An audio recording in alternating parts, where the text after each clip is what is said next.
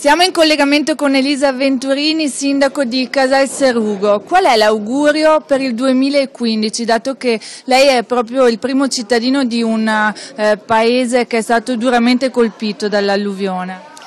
Fortunatamente è stato colpito un po' di anni fa, quindi adesso si spera che la situazione veramente sia normalizzata e si stia bene. Naturalmente io faccio l'augurio non solo ai miei concittadini ma a tutti i cittadini della provincia di Padova di un 2015 ricco, pieno di prosperità, perché noi vogliamo solo lanciare messaggi positivi. Sappiamo che la situazione non è facile, però dobbiamo caricarci in senso positivo e fare le nostre battaglie per il bene comune. Naturalmente un pensiero lo faccio a tutte le persone ammalate, a tutte le persone sole.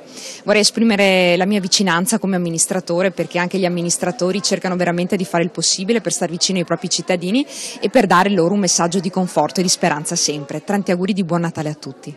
E dato che lei è anche rappresentante dei piccoli comuni con l'ANCI Veneto, qual è l'augurio per i piccoli comuni che ultimamente stanno parecchio soffrendo anche a causa del patto di stabilità? Il bello è che i comuni riescano a sopravvivere nel tentativo di dare dei servizi ai propri concittadini. È vero che si devono riorganizzare, è vero che devono cercare di dare la conformazione migliore per i servizi più efficienti, cercheranno anche qui di fare di tutto i sindaci per continuare a stare vicino alla propria cittadinanza e dare i servizi che siano adeguati.